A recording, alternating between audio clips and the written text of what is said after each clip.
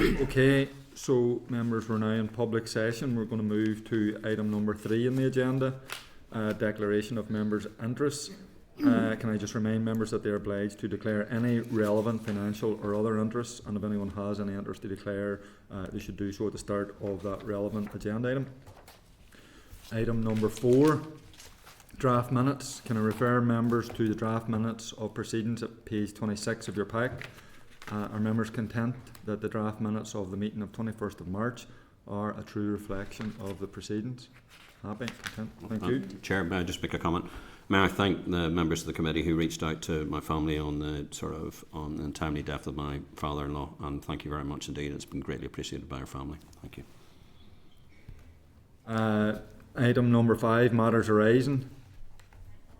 No matters arising. So moving on then to item number 6, replacement EU Act, or proposed replacement EU Act, field inspections and seed productions, Moldova and Ukraine. If I can refer members to the relevant papers at page 5 to 26 of the meeting pack. The departmental assessment of impact is at page 23.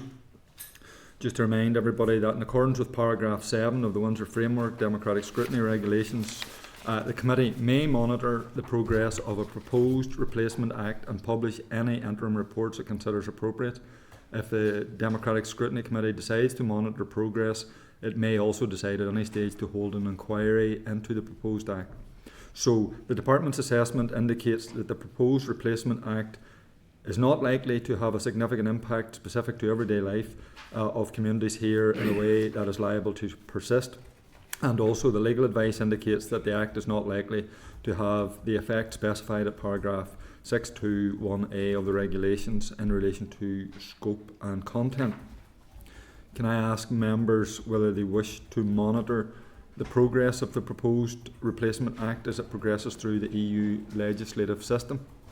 Yeah, happy enough? Yeah. Okay, so what we'll do then is ask the department to provide a revised assessment of impact if any changes are made to the proposed act that would have a significant impact specific to everyday life of communities here in a way liable to persist.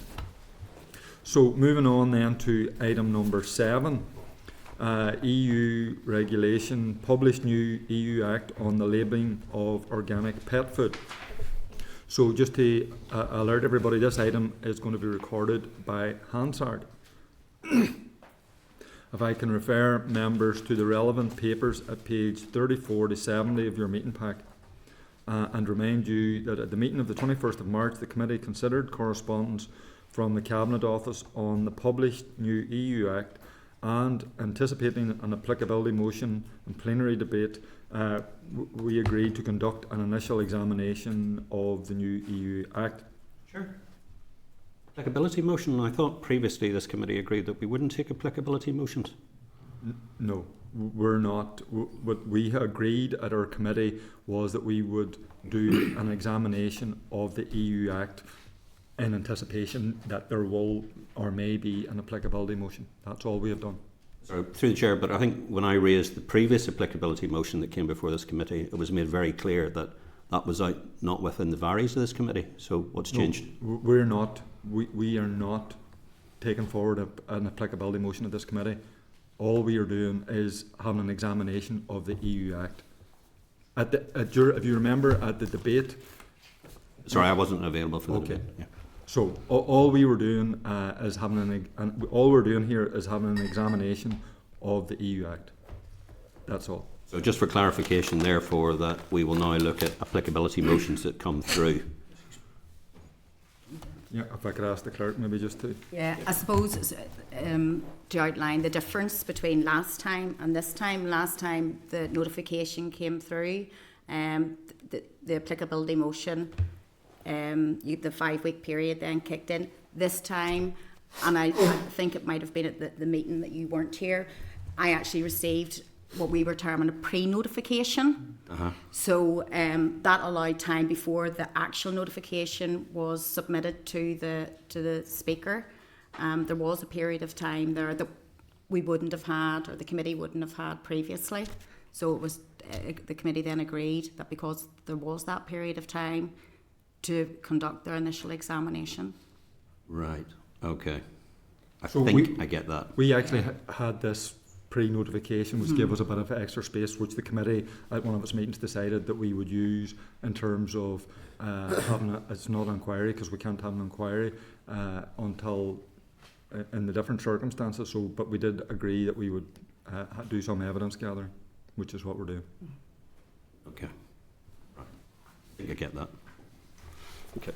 Okay, so just moving on.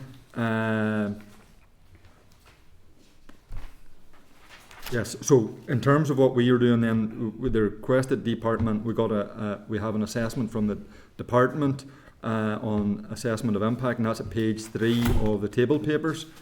And can I inform members that we have Brian Irvine, Head of Environmental Farming Branch, DERA, and Leanne McGrath, Deputy Principal Environmental Farming Branch of DERA, and they're going to brief the committee on the proposed new EU Act. So if I could bring the officials forward and just welcome you to the meeting to brief the committee.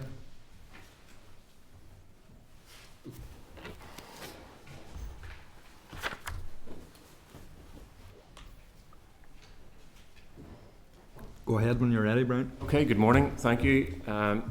I'm going to start just by giving a short background on organic production and then look at the effect that this regulation will have, and then an assessment of the actual impact here on local producers. So organic production is quite highly regulated at EU level in terms of the standards that are required. There's a detailed lot of legislation and a significant number of EU implemented and delegating acts in order to map out all the exacting standards that are there for organic producers. It's fair to say it's a complex area, and in terms of looking at primary organic production and farming and what is required, I suppose it would be the basics of organic would be that there's no inputs of manufactured synthetic fertilizers and no use of pesticides. And in terms of animal welfare standards, there would be higher housing standards, maybe with more space for livestock. That would be the basics. So it's I suppose it's more exacting standards and different maybe from conventional farming methods, and that brings challenges. In terms of the certification and regulation, to produce the certified organic standards, producers have to be registered with an organic certification body, and they will be subject to an annual audit of their processes and things. So that's, I suppose, the background, and why it's regulated, I suppose, so highly is to make sure that when products are marketed as organic and EU organic and can bear an EU organic logo, then they've been through this fairly exacting process to verify that it is produced to truly those EU standards. Yeah. In terms of organic producers here, we've upwards of around 150 producers and processors, varying from farming to actual people producing, processing and producing niche products. In terms of output, the biggest organic sectors would be organic eggs and poultry, probably followed by beef. And UK, in terms of the UK market, particularly when we look at organic eggs, Northern Ireland farmers would be a significant producer of organic eggs, supplying GB supermarkets and things. In relation to the organic policy, that's I suppose formulated at UK level, and we would have input through a common framework, but in the actual competent authority role for organics for the whole of the UK, that's carried out by DEFRA, and that includes Northern Ireland. So DERA isn't actually the competent authority, but we would work very closely with DERFLA and the other UK administrations and the UK certification bodies. In terms of divergence or the potential for divergence under Windsor framework, the EU organic standards apply. In GB, the old, let's say, organic standards are there as part of the retained EU law, and so there's a potential for divergence. The previous organic standard was 2007-834, and it has been superseded by a new EU regulation, 848. And 848 applies in Northern Ireland as it does in the EU, while the retained EU version applies in GB. So there's potential for divergence there over time. But at UK level and for GB, there is a review of organic regulation underway at the minute. And I suppose one of the reasons for that, the intention would be to try and minimise divergence. So that's the general background on organic. In terms of this particular EU piece of legislation, it's about a very specific area in organic pet food. And what it's really about is bringing in a bit of flexibility on the amount of organic ingredients that are needed and required for something to be certified as EU organic. And instead of it being 100% as it would currently be, this implementing bit of legislation gives flexibility to make that 95%. That brings that into line with what's the case for organic food. And one of the reasons for this is recognition of the practicalities. Sometimes it's not possible to get all the ingredients to be organic. So it really brings in a bit of flexibility. In terms of where this would sit with what's the position in GB, there already is that 95% standard exists in GB because that was set under the old EU regulation that enabled individual countries to set their particular level according to national legislation. So the 95% minimum organic ingredients applies in GB presently, and this EU Act would bring in the 95% in the EU, and if it's adopted here in Northern Ireland.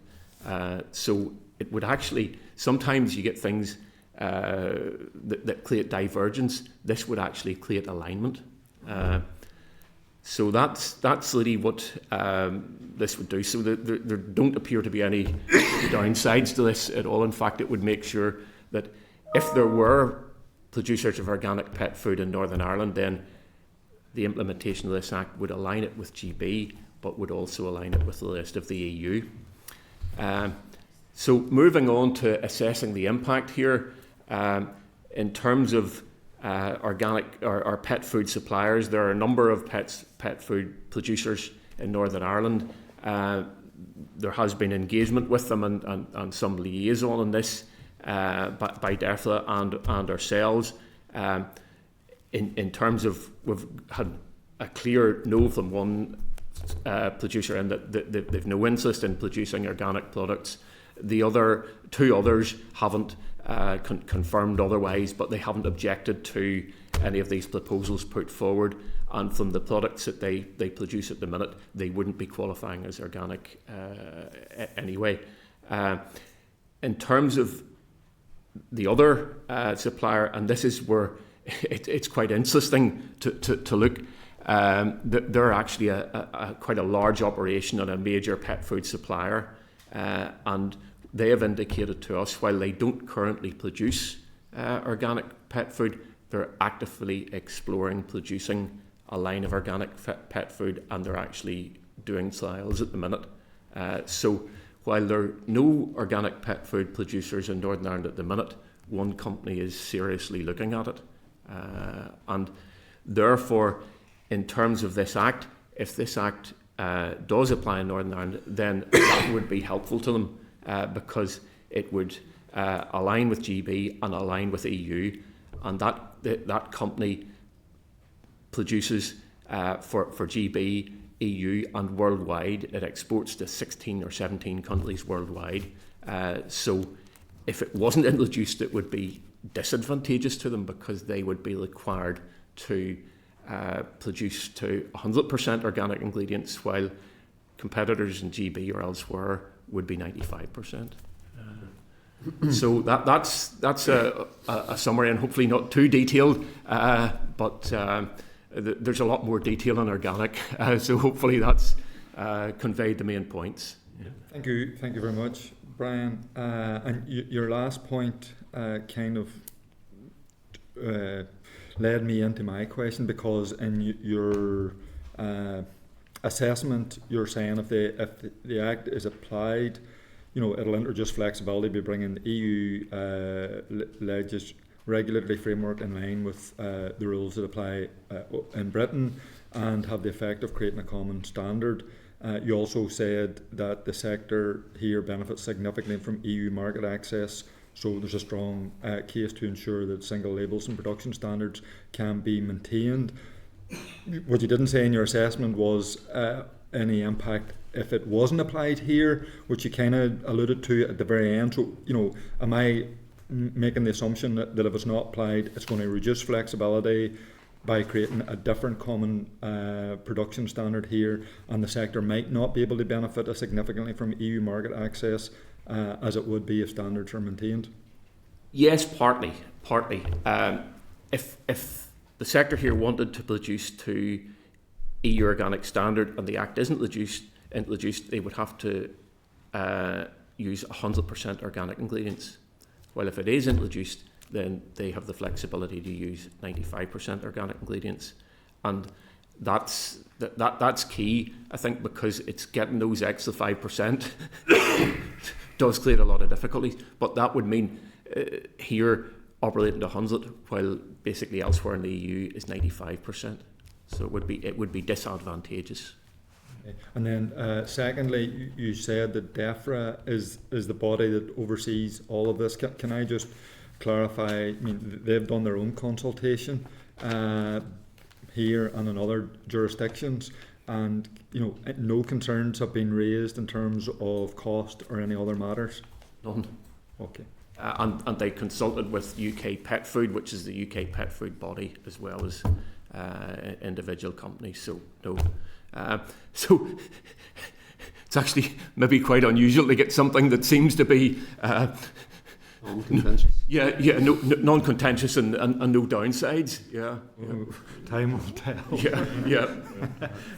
Okay.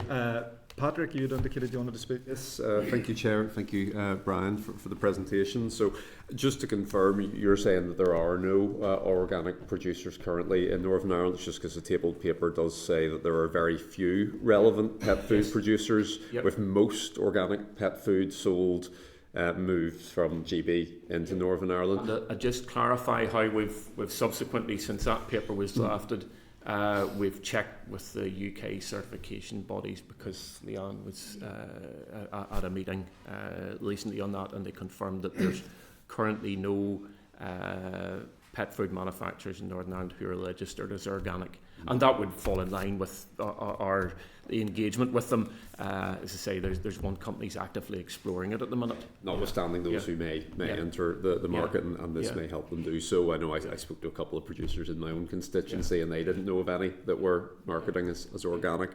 So in your view, this would help GB producers sell into Northern Ireland, as well as potentially Northern Ireland producers of organic sell into GB. Would that be your view? Yes, it would certainly mean that there's a common standard. And currently GB have that 95% as it is. Right. Notwithstanding GB could diverge potentially, but all indications are that they won't. And I suppose that what would come across from GB, that they want to produce to that standard so that it gives the ability to trade with the EU. Great. And just to confirm, you mentioned DEFRA as the competent authority here. Would it be possible for DERA to set its own regulations in this area? It has been mentioned to me, so I just want to ground that out. Yep. I'll let Leanne comment more on that. Yes, I suppose technically it would, but we don't have the competent authority role at the minute, and probably from an efficiency point of view and use of resources, it's better that it's handled centrally, because then you as well, you get less chance of divergence, and through that UK liaison common framework, then there's a good opportunity to, if there are issues of divergence, then to try and work through them and avoid them. No, we can certainly. This was the ultimate decision making lies with DEFRA, but we can contact them and raise issues, concerns, and ask for things to be considered and implemented if it's to the benefit, I suppose, of Northern Ireland, and that's why we have that close engagement and liaison with them. Yeah.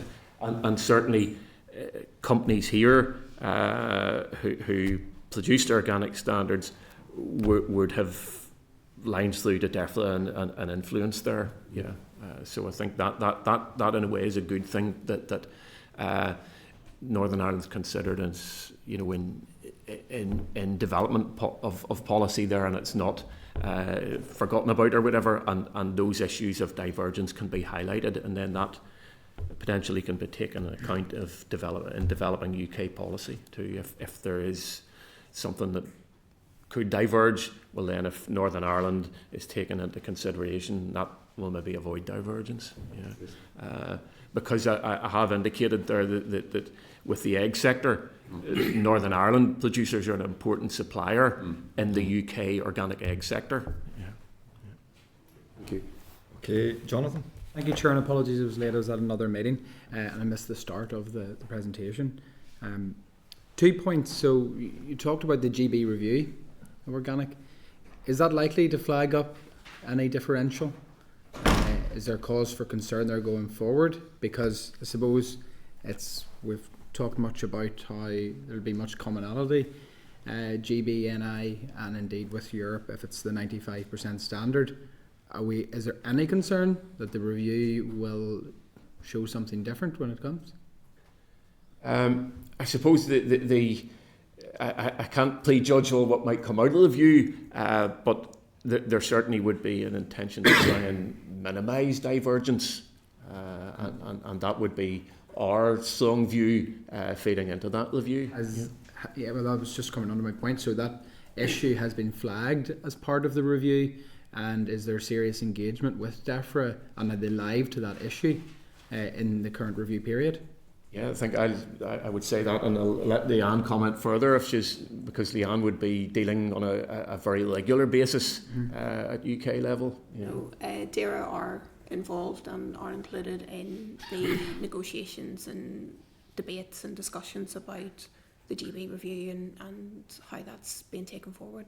Okay, and my second point would be so potential future suppliers in Northern Ireland of organic pet food. That's encouraging to hear. So obviously the main focus is in that GB supply line into Northern Ireland. So whilst we have commonality with potential ingredient, 25%, 95%, but we will have differential in terms of labelling. And how much of a concern is that for GB suppliers into Northern Ireland? And is there active conversations about how that can be worked around? Because obviously it comes down to the EU organic labelling issue. Will GB businesses still be able to supply in a different labelling? Is there cost implications potentially for future Northern Ireland firms that want to enter this space? And is there market restrictions for those in GB trying to access with different labelling? The answer is generally no, because there's a thing called equivalence that in organic standards, and the GB standards that are currently there operating under the older EU organic standard that is in the retained UK law, that's recognised as equivalent at the minute, so that there's equivalence there in standards. Yeah. Leanne, would you have anything further to add on that? Yeah. Just to note as well that it is mentioned within the EM that is submitted and our submission that we have made that there is the possibility and potential in regards to inclusion of this regulation if needed to be fallen within scope of the Northern Ireland Retail Movement Scheme and such, which would, in theory, potentially, is my understanding, is disapply that labelling requirement for GB goods moving in, so there wouldn't be any cost or potential for that. Where is that? It's noted within the EEM that there would have to be discussion with the EU as to whether or not this regulation, if added to Annex 2, could also fall in under the SPS regulation. But I'm not 100% sure what the status of that is. It's something certainly for a future note. Thank you, Chair. Thank you. Thanks. I have nobody else indicating, so I just want to thank Brian Leanne for coming along and giving us the presentation and taking our questions. Thank you very much. Thank you. Very useful. Thank you. So just following on from that discussion, I just want to remind members the Speaker has written to inform all MLAs that a notification in relation to the new EU Act was received in accordance with paragraph 19.2 of the schedule. Speaker has advised that the deadline for tabling an applicability motion is 12 noon 23rd April. So this committee has no control over the date on which any possible applicability motion will be debated in the Assembly, but members may wish to write to key representatives identified by raise at page 59 of the meeting pack. We've obviously got some of their views through the officials, but we may want to write ourselves to those representatives to seek views on the EU Act with a closing date for responses of 25th of April. The responses could then be published as and when received to help inform any debate on a possible applicability motion if they're received in time. Are members content with that approach? Yeah, I think that'll bring us straight to the letter will notify them that the timeline in terms of if they want to that be considered for an applicability motion, it would need to be in earlier. Would that be? Okay. I suppose we don't know when it's going to actually be debated, so Or at least give them the context of that, and the sooner Yes, the sooner it comes. the sooner if it comes, they have the any better. issues, they would be in their best interest to flag that as early as possible, so that it could be considered on that basis. certainly. So, as previously agreed, then the departmental assessment of impact and the Hansard of today's oral evidence session will be circulated to all MLAs. And the point that you have made, David, if agreed, which we have, any responses that we get prior to that will also be made public as well. So, item number 8, then correspondence. If I could just refer members to the response from the Executive Office at page 72 of our meeting pack to the committee's request for an updated table on current proposed EU legislation. There was a null response received from the Executive Office, Department of Education, Department of Justice, Department of Finance and Department for Communities. Can just the information requested by the committee in relation to capacity and capability issues has been forwarded to the First and Deputy First Minister for their consideration, and a response will be issued in due course. Can I just ask members to allow for prioritisation, because there's a lot of stuff there, if members are content that departments, that we now write back to departments and ask them to provide initial assessments of impact of those proposed EU acts that are likely to be adopted and or published before the EU Parliament elections in June, and also any that would likely have a significant impact specific to everyday life of communities here in a way that's liable to persist if they're applied. So just so that we're working through things that are having notice of things in a priority order. Sure. Yeah, I think we'll be very supportive of that. But there are certain things that are coming downstream that are going to be of significant. We can already work out are going to be of massive significance. The carbon trading issue, the issue with VAT, and the issues with the energy market. I mean, they're going to take a lot of work, and maybe those should be sitting within the relevant other committees to be examining those, because there's some really significant issues that are likely to come. So. Working on the principle that we shouldn't be surprising anybody about some of the concerns that are here. Should we be highlighting those when we go back to our response and say, look, these are issues that are going to be a real concern, and we need to start doing the preparation work now. I'm not sure we can ask the departments to prioritise and then tell them. So I mean, I think Chair, we are a committee whose job is to make sure that we don't get in a situation where we trigger the Stormont break. No, I mean, I think what we're asking for is probably what you're. I mean, we're asking for the information that you're saying. So we're saying, rather than having the list of 100, if you can prioritise which of those are likely to be coming prior to the June election, and then which of those are likely to have a significant impact. So, I mean, I imagine some of the things that you're outlining will come in that priority. Just again through the Chair, I mean, those have already been highlighted by sort of the House of Lords Committee and the subcommittees and the rest of it. Like, these should not be coming as surprises. And I'm quite aware that the other committees in this chamber have not been sort of already approached by their departments and say this is going to be a real issue. I mean, particularly the one on carbon trading is going to be a massive issue, particularly for the sort of the Agriculture Committee. And I mean, they should be looking at it now. But that's just my perspective. Others might have others' views. Fair point. I mean, are people agreed that we write back and get the priority list in the way that we've set out? Mm-hmm. And once we get that information, then I suppose we can. I think they're the same point. Steve's highlighted. Yeah. We need them to prioritise. I'm sure they are in that process. Us by writing to them is essentially doing exactly what Steve has said. Is my take on that. Okay. I think that's what I'm reading between the lines, but it's an important point to put on the record. Like, there's serious issues here. We need the departments. I'm sure they are prioritising what's coming this side of an EU election, and also what's more pertinent in terms of potential divergence and adverse impact in Northern Ireland. So yeah. Okay. And if people are content, because my next ask is that we're actually asked the Executive Office to provide that list and table and have it updated on a monthly basis. And I suppose further to my point, and maybe some others will want to raise this, but there still is inconsistencies in these tables, and that's difficult. We have a template. I think it was mentioned before at previous meetings. In order for us to process this information, we need to see that the template is followed in sync with all different departments, and there is information missing, and some presented in different ways. I don't know if other members have that concern, but I think it's. I couldn't even see it. Yeah. Point out some haven't responded, but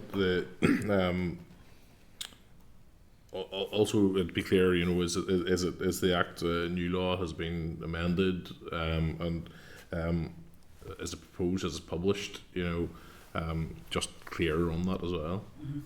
So we should make those points.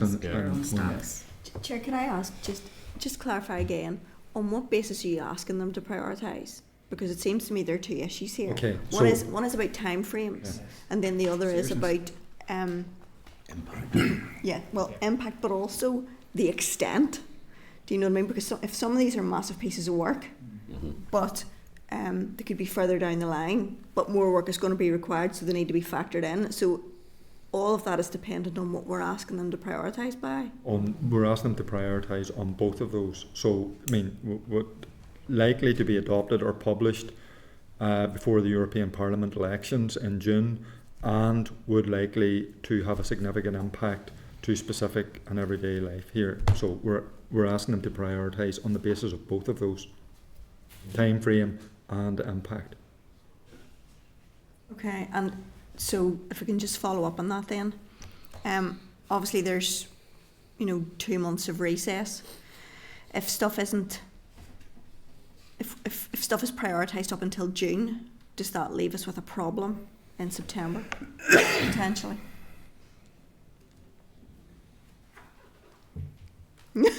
Everybody's looking at me blankly. Do you know what I'm saying there though? If we're working from April to June, that's fine, but then there are 2 months, and appreciate we may end up meeting in the course of those 2 months, but that's not what we've asked them to do.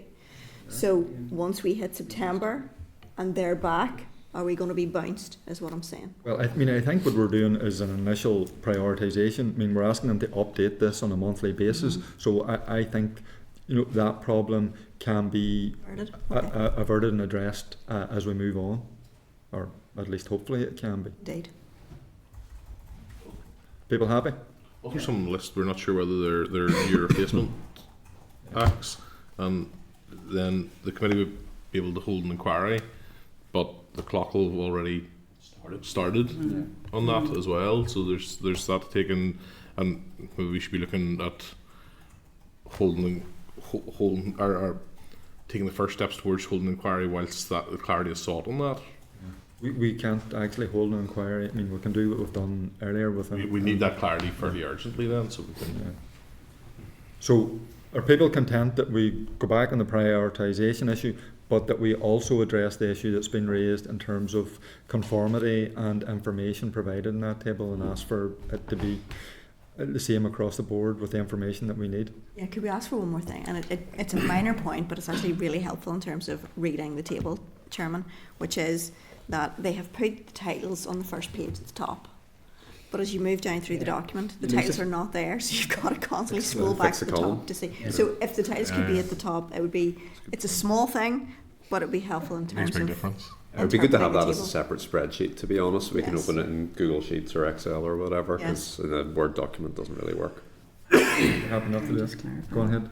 I just want to be absolutely sure I know what you're talking about, that we go back to TAO asking that the departments are asked to provide initial assessments of impacts for those proposed EU acts that are likely to be adopted and or published before the European elections in June and would likely have a significant impact to everyday life, etc., etc. You also want clarity for all of them on the status, whether it's a 13.4, 13.3a, and the titles on the first page. Yeah. Okay. So on the 3 points, so is the act an entirely new law or replaced amended law? Has the act been proposed or has it been published? When is publication of the act envisaged? Just to ensure that those are included in the template clearly by all And the departments. scrutiny period end. Yeah. Alongside Joanne's technical. Yeah, sorry, my stupid thing, but... Okay, yeah, well, that's grand. Okay, content to move on? Yeah. So at point 8.2, we've got the response from the Executive Office at page 83 in your pack, and that's providing details of the approach used to red flag issues identified in relation to proposed EU law, the timeliness of engagement and the work of Intergovernmental and International Relations Directorate. Are members content to note the response? Okay. Chair, when at some stage or another we said we were going to talk to the Brussels office. It's on the agenda, Yeah, if you're happy enough to wait, for, Steve. yeah, certainly, yeah. Sorry, it's not really on the agenda, but it's coming in at some point. 8.2 refers members again to the response at page 86 of the meeting pack from the Minister of State, Steve Baker, in response to a number of requests from the committee. The Minister confirms the pause in notifications for the Easter recess, which has come and gone, and suggested future requests are made administratively through the clerk. The Minister states that in relation to the committee's request for the British Government's views on the proposal to amend EU Regulation 852 on mercury, that it intends to provide an updated EM in the coming weeks. That particular proposal is going to be considered by the committee at next week's meeting, so hopefully we have received that EM by then. Are members content to note the response? Just for clarification, Chair, bearing in mind the Assembly voted down the applicability motion last Yeah. yeah. So obviously with the sort of the mercury one, where we're getting to next, so the discussion point is it's with the EM. So if we don't get the EM on time, where's that going to leave us? You want to answer that? Well, the Act hasn't been published yet, Yeah. so you will definitely get it in advance of that. Okay. And then once we're notified that it has been published, that's when the committee has the 5 days to make the decision on whether or not to hold the inquiry. But you will have done the work. So we've done it before, right? Okay. So we're actually ahead of the game with regard to One that of the one. Okay, right, good. Happy with that. Sorry. Sorry. Just for clarification, so Steve Baker's the minister. He is our point of contact. He's the ministerial point of contact. Yes. Right. Okay. So next item is Chair's business. So just to inform everybody, myself and the Deputy Chair met with officials from the Executive Office this week to discuss some of our processes. the volume of work and capacity issues, and was agreed that quarterly informal meetings should be scheduled. During the meeting, officials offered their assistance in organising a visit to Brussels. Yeah. And I had actually received an email from Patrick in relation to the same issue with a view on the timing of that. So I'd agreed to allow Patrick to come in and then we can have a discussion on it. Yeah, thanks, Chair. Look, Source and myself were discussing this, and I opted to write to the Chair and the Clerk just about it. Just that initially in our packs, the forward, the training and engagement programme was aimed at a visit in August time, I think it was. Whilst that may not have been the intention, it sort of raised a red flag for me because, and David will speak to this, August is dead and there. Nobody's there. And it's not just the parliamentarians, a lot of the institutions and organisations as well will just be away. So my thinking was that we would either do that after that or ideally sooner, because I think sooner rather than later is crucial for engagement here, cognizant that right now we're doing it with a lame duck parliament, which creates problems, but I would certainly be of the mind that we engage sooner rather than later with relevant EU folks. Yeah, thanks very much. I would fully endorse that because having spent an awful lot in Brussels, sort of like after the second week in July and August, it's dead. So there's no point. It's more important that we get to know the officials and the system, and they'll all still be there in June. And actually, when the election's on, it's a good time to go because we'll sort of have their undivided attention, quite frank. So if I was proposing any sort of date, sort of sometime in June would probably be, and you know better than that, anybody. I agree with what you're saying, and I said it actually in our meeting with officials that it's probably more important to who you're dealing with in terms of officials there than it is sort of parliamentarians or politicians as well. And even if there was a new wave in that wasn't there before, really they're going to be getting used to their new rules, so they're not really going to be across the issues anyway. So whether we do it before or after, you're going to have similar issues. So I think that what Steve says right there. Fair. So I know we also have a trip to London mentioned as well. So I'm not sure if that that was planned for slightly earlier, June possibly. I'm not sure if that takes priority or EU does, or potentially rolled into one even could be an option. Similar timeline then you're looking at anyway. If we can find a set of days that works possibly. I mean, I'm not cutting the conversation on this. My next item was the planned trip to Westminster. The dates are the 12th to the 14th of June. So I'm just throwing that there now. Has anybody any other views with regard to the visit to Brussels? I'd concur. If they were coordinated in together, it would probably be easier for everybody. I don't know if that's feasible. Maybe with committees it mightn't be.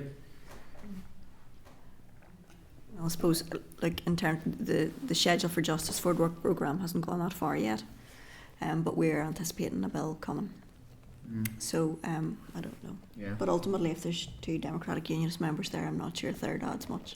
I think we'll be missing some business somewhere along the line anyway, inevitably, unless we go at the weekend, which won't be much use. So I'm just saying from the logistics point of view, previously when we've done it, fly across to Brussels, get the Eurostar back to London, do a day in London, and then fly back from London. Can I ask, because initially the Westminster trip was planned for Wednesday evening, all day Thursday, back on Friday. I mean, if we're potentially talking about doing the 2 in 1, what are members' views on missing Monday and Tuesday here? What is the best time to do it? You're never going to find a time to probably deal to everybody, but I think probably through the clerk, if there was a proposal set out and members then, or a couple of proposals and members then can respond to see if what we can get the most members, probably is the best way to. I mean, it'll depend on business week to week, but I suppose if we could, if we had to miss a sitting day, miss 1 rather than 2 would be better, going to Tuesday rather than Monday, Tuesday. So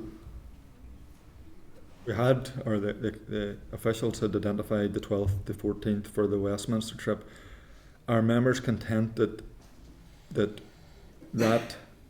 be the basis of exploring further tying in Brussels, and that come back next week or whenever, as soon as possible with the paper. Yeah. Yes, please. Chair, if you take the 11th to 14th and try and see if we can make a trip work within those dates, if that proposal works.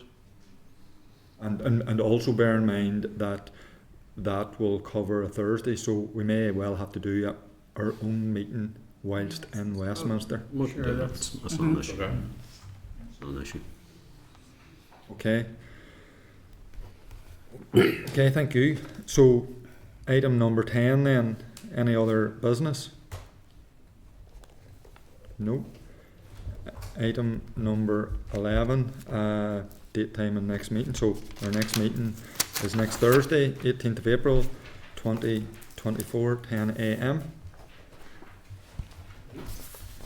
Just ask the committee secretary to close the meeting. Thank you. In the end, I know you haven't been